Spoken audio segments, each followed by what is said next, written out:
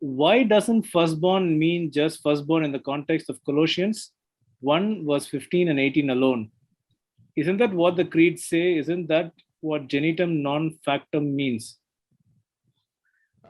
See, the idea of firstborn is an idea that you have to get from the Old Testament. The idea of firstborn is very strongly associated with the idea of rights, okay, and the idea of preeminence. And so, here again, being consistent with the interpretation in the Old Testament, we are understanding the word firstborn in not in a literal sense of being the first to be born.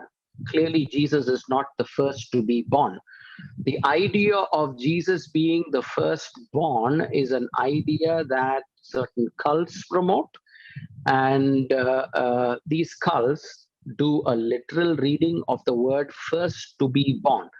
Now, the rest of the scriptures very clearly says that Jesus Christ is co-equal and co-eternal with God the Father and God the Holy Spirit.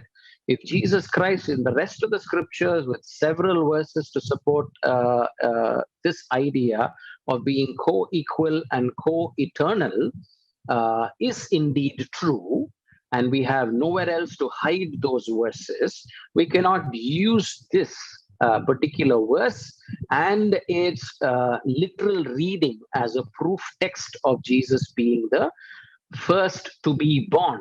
The idea of Jesus being the first to be born clearly will mean that he is not eternal in that sense, that he is created, that he was absent at some point in time in eternity past. And that is truly not the person of Jesus Christ that the Bible teaches us about. And therefore, if you consistently read it with the idea of firstborn, which is connected to heirship, which is connected to authority, which is connected to rights and privileges, the reading would fit in perfectly here, and the interpretation cannot be a literal one.